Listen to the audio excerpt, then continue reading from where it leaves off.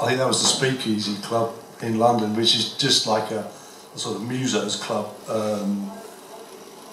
And I think he was with Nancy, and there was nowhere to sit, and I think Paul took offence to that, because they were, you know, there was some sort of fracas going on. I'll tell you, who do you think come out worse, Paul or Sid? Sid, wasn't it? No, Sid did, didn't he? You know, I mean, you do not want to take that on. I mean, interestingly enough, I heard that Glenn Matlock, who was in the Sex Pistols but thrown out because he could play, was approached to join the Jam, and he didn't do it. And I just often wondered what the Jam would have been like if Glenn actually played with it. I don't know. I mean, there was all sorts of stories like that. I mean, Glenn was really known for his songwriting. He did all the songwriting, really, of any note for the Pistols. But unfortunately, he was too much of a muso for them, I think, at the time. Yeah, which I don't know. It would have been interesting, because I think I was, you know, I don't feel sorry for Bruce or anything like that, but his songwriting always used to get criticised because it was put up against Paul's, and it's not a competition. Do you know what I mean? He wrote some good songs, and yet they would always do this sort of comparison between his songs, you know, and Paul's, and I think, well, that's a bit unfair. They're different, but whether, you know, it just seemed like an unfair thing that was put upon us as being this uncompetitive. So I think in a way, it's sort of, Bruce took some of this to heart, I think, and it almost like didn't stop him from writing songs, but you know, he thought, well, you know, if I can't match it, what's the point?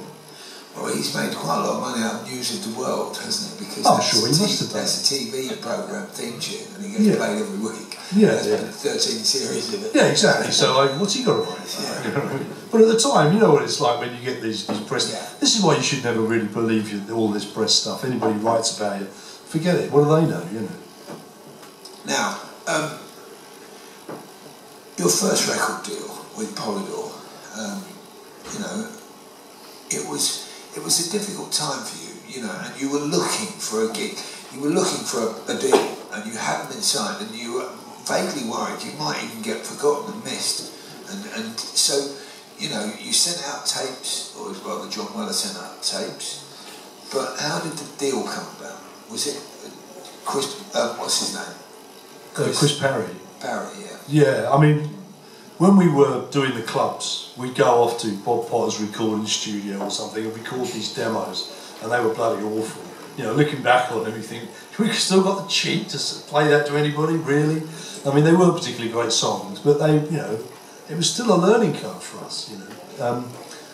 So we used to get some funny letters back from Decca or something, you know, these boys will never be ready to record, and it's not for us, and all this sort of stuff. But really, it wasn't until we moved into London, and I think what really happened was the fact that the record companies could see all this interest in bands at the clubs. The clubs were full every weekend, and you know, it didn't matter who it was, and everybody's doing great business. So the record company, obviously, they think through it in their mind, think, well, this is somewhere they could sell records. If these guys can pull an audience and fill it up every time, they're worth signing.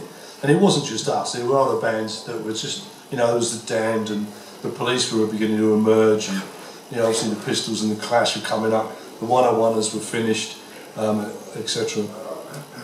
So, and I don't know, there was always a little bit of, it was a bit of a scramble at one point where if the record companies didn't sign what they could, then they'd all be signed and be gone. It was like, you know, it's like a marketplace. Who wants to buy the last turkey in the shop type thing, you know.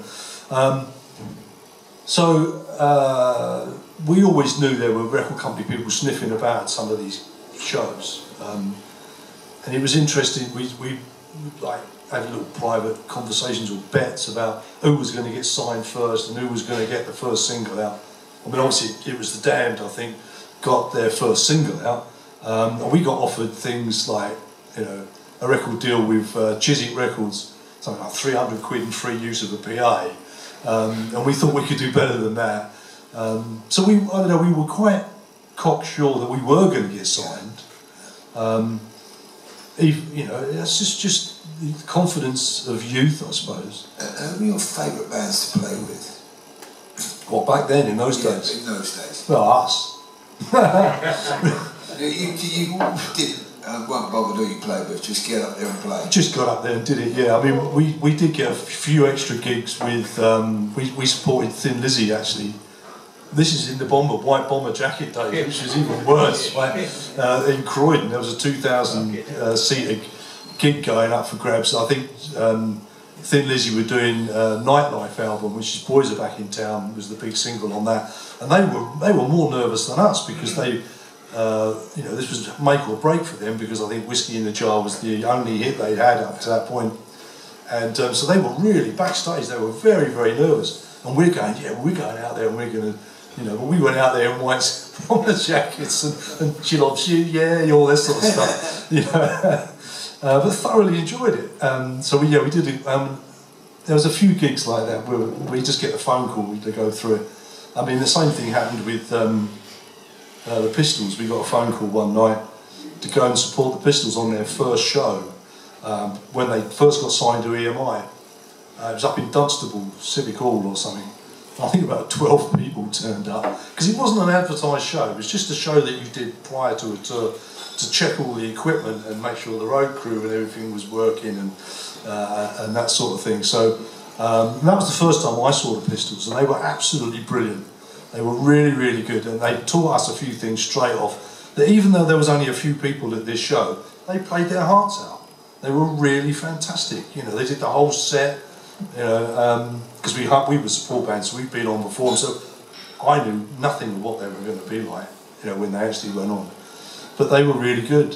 So that was a sort of, it was an education in as much as it doesn't matter how many people turn up. You still had to give it your all. Because you